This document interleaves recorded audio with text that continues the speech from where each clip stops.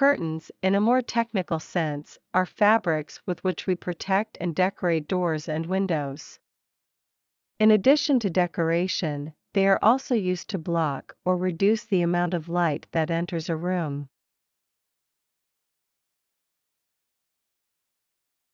In this video, I will teach you how to make the hems of the curtains, which are the lower part of them. Initially we have to take the measurements. The first thing to do is make a fold and iron the same fold to make it straight and easier to sew.